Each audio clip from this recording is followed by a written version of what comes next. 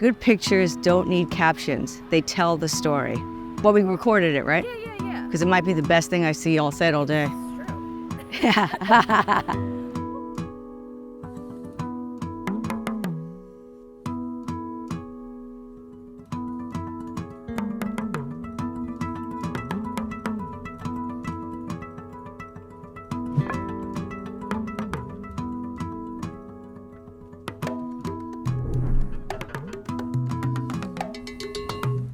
So hi, this is Jean Fruth. I'm in the Dominican Republic and I'm about to shoot my first girls/women's baseball game in the Dominican Republic. I've come here for many years shooting boys playing baseball, men playing baseball, but this is my first time shooting an all-girls game and I'm really excited about it. The Dominican Republic has a women's national team, a women's national baseball team. So my story today is women and girls playing baseball in the Dominican Republic. So it's important for the storytelling to make sure I show that girls are playing baseball, right? Baseball is played the same, but it looks different in different places and it's going to look different with these women playing, and I'm really excited to tell this story.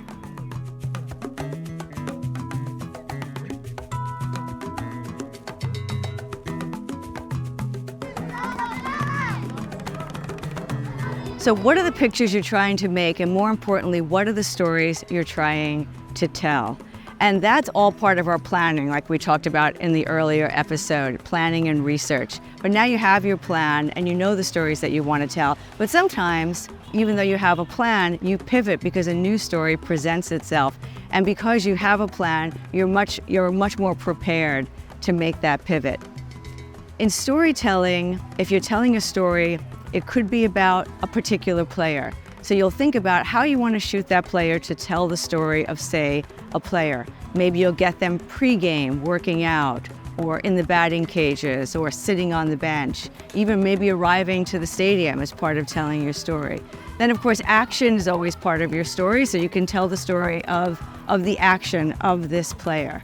And then what happens after the game, right? The celebration, is your player, your subject celebrating, or did they lose? And you're capturing the defeat of that player. And then also there is reaction as part of it. Who's reacting to your player? Is it fans? Are they reacting to their own action? Are players on the bench reacting? So just that of telling the story of a player. And also you think about scale and using different lenses while you're telling the story, because you want to keep the audience interested, right? If everything's wide, it's boring. If everything's tight, you're not telling the story. So change up your scale as you tell your story. So maybe tight portraits using a prime, and then you move over to your telephoto lenses for your action. And then maybe a wide angle while you're showing the fans in the stands or the players on the bench. So think about scale when you're telling your story. If you're going tight to start your story, then go wide and move around with your scale.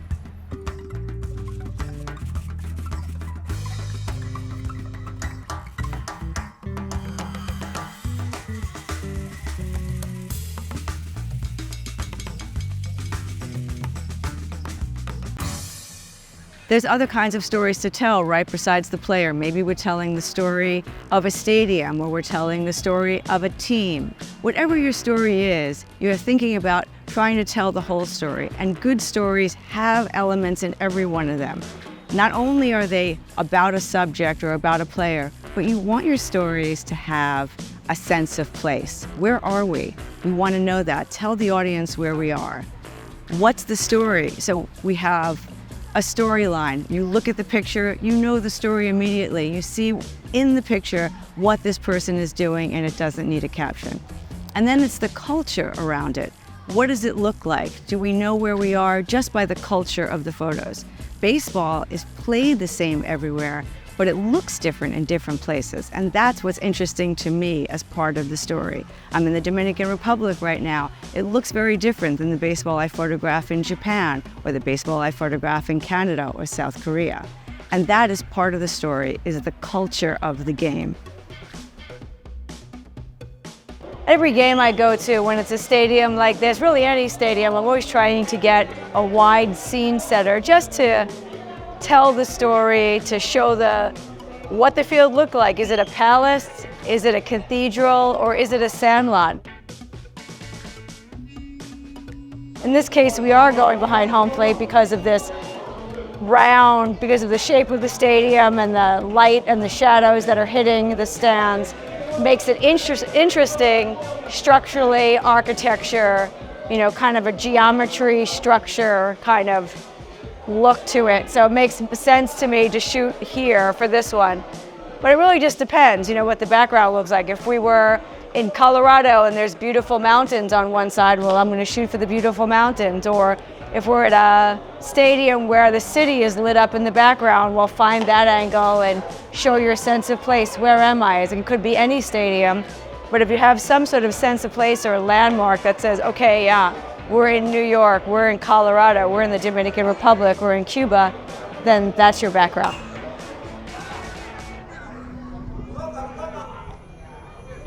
When I arrive to the venue, the game that I'm going to shoot, of course, I'm always arriving early, right? Early helps you with being prepared, finding the location you want to shoot from, where do you want to start from. And it's great to arrive before the players arrive, before the game starts, because then you're really prepared, and maybe a part of your story is the players arriving. So, or maybe it's prepping the field. It's a lovely part of the story. If you get there early enough, those beautiful wides of prepping the field, if there's beautiful light as part of the story.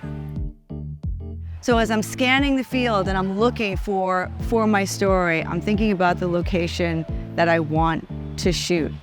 And besides changing scale, you also are thinking about different locations you want to shoot from. Why? Because the backgrounds are important. So a background could show the culture. It could show the sense of place in the picture if you're shooting a bit wider. One picture could tell the whole story. Oh, I like it like that. Yeah. Another part of storytelling that's important to think about is what's going to happen at the end of the game and being prepared for that. Whether it's a game or a series, you want to tell the story of the celebration or the end of the game. And there's a glut of pictures out there about celebration. Everybody's raising their arms, everybody's roaring, everybody's yelling.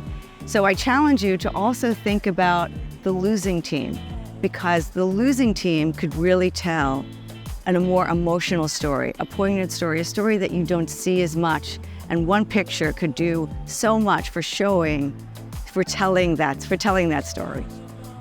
I can't stress enough the emotion that you can get and how powerful a picture can be if you have a player sad, a player crying. And I can tell you that person crying, why they're crying, it means that game means more to them than anybody else. It means they're the most passionate player. It's part of the story. And it's our job as photojournalists to tell the story. And the fans in the stands, yes, you can always get the cheering fans, and that's a beautiful picture. But how about the fans that are losing? And look at that story and think about that part of your storytelling. Always as part of telling my story, I'm thinking about why I'm shooting. When I'm shooting for books, I'm shooting in a very different way. I'm thinking about scale. I'm thinking about what else I already have in the book and what else I need, what I'm looking for, because when you're shooting for a book, when you turn the page, you want each page to be something new, to be a surprise. But I shoot for multiple purposes. Maybe I'm shooting for a client, but at the same time, I'm also shooting for a book.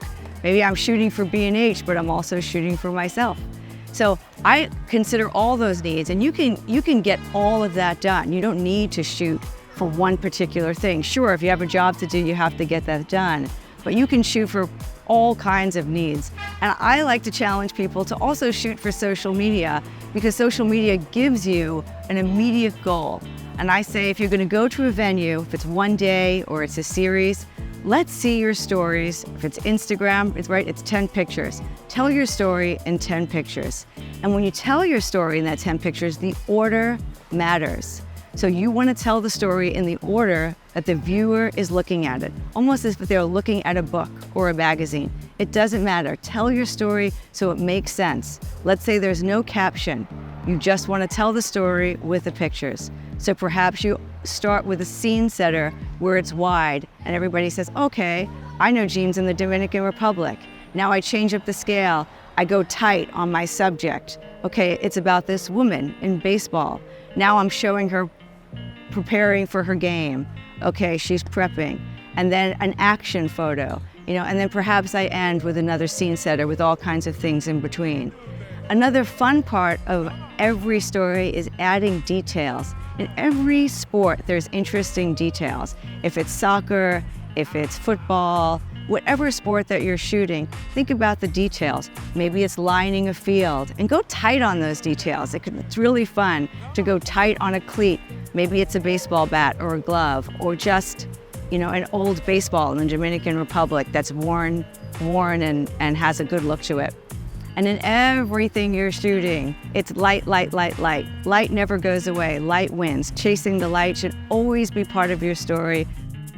Make your photos beautiful and cinematic all the way through. Always consider light in your story.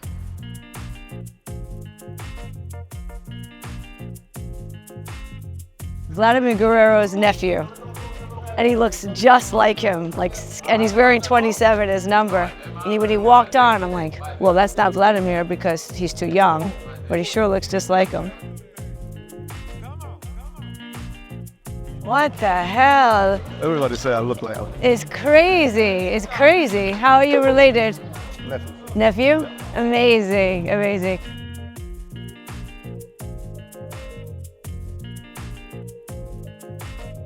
So it's his nephew. That's so crazy. Yeah. Pretty insane, huh? Now, depending on what kind of story you're telling, you're shooting for yourself, you're shooting for a company. But when you're shooting for yourself and you have a passion project, well, you can make it anything you want to make it. And though there's not many budgets out there that allow you to follow a player for months, but you can always have a side project. It's very satisfying, and you can maybe find a home for it later, is telling the story of a particular athlete over time. And that's a different kind of storytelling, but it's also very satisfying.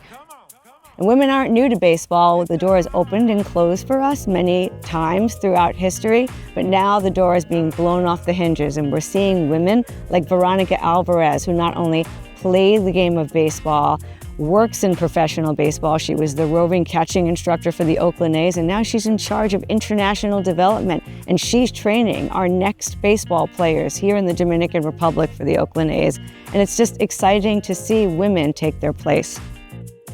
So maybe it's more than just what they're doing on the field.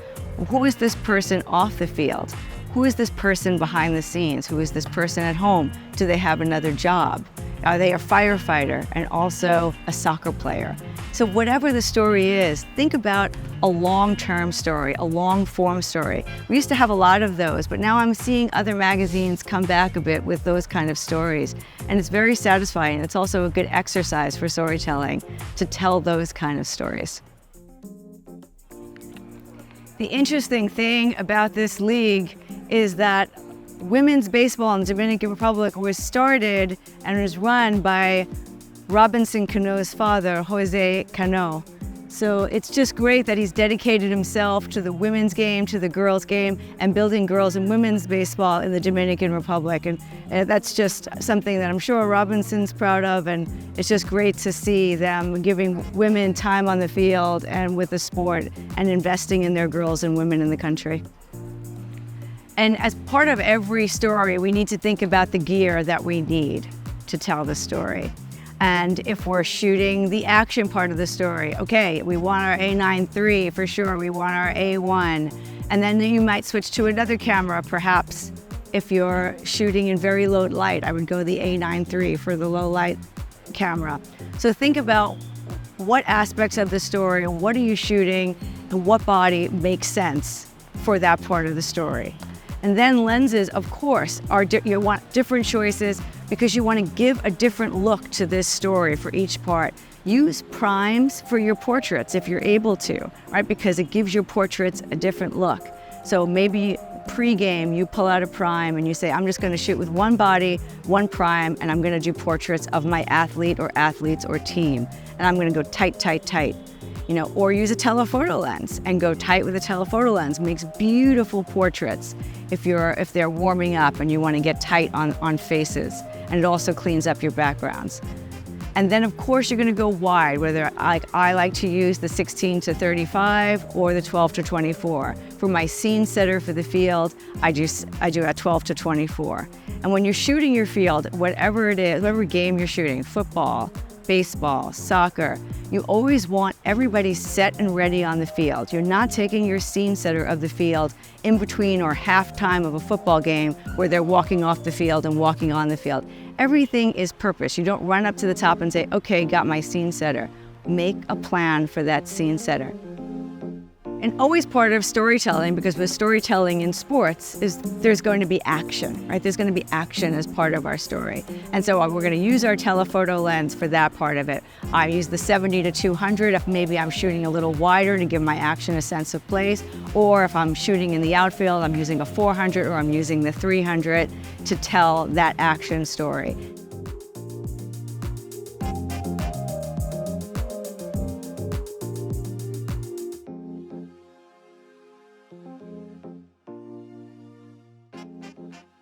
So the better you know the athlete, the better you know the sport, the more consistently you'll make your pictures.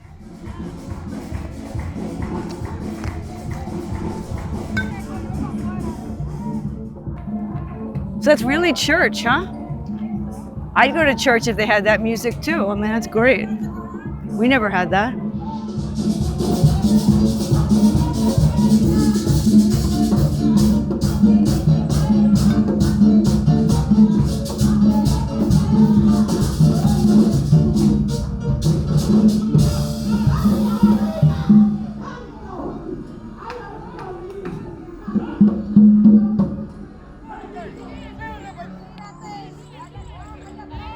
Part of storytelling is also the positions that we're shooting from, what lenses we're going to use, what positions we're going to be shooting from.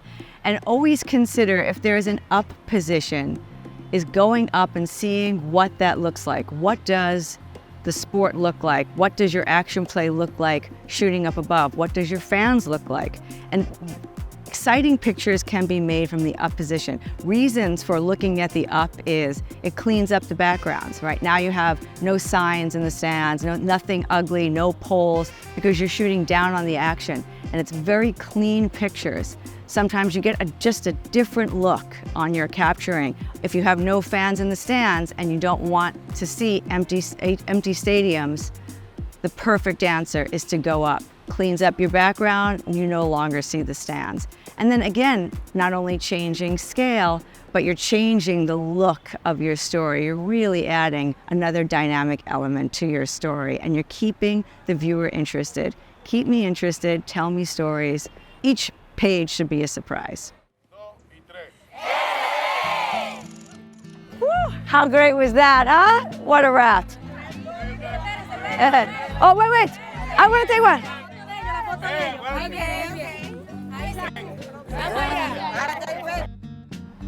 Telling stories is my favorite part of sports photography. It's where my passion is in sports photography. And I want to inspire you to get out there and try things. And that's what it's about. That's what we're doing this for. Okay, you have a photography job that you have to do, but for yourself, for your best work, get out there and try things. Try telling a story every time that you're out on a field. Maybe it's a story of the athlete, maybe it's the story of a game, or maybe it's a long form story. Maybe you're telling the story of an athlete over time. And challenge yourself to tell a story every day. A nice way to do it is putting it out on social, because you're forcing yourself to have a discipline to tell a story. Look at that picture and say, if I look at that picture, do I know what's going on? Did I make a picture that doesn't need a caption?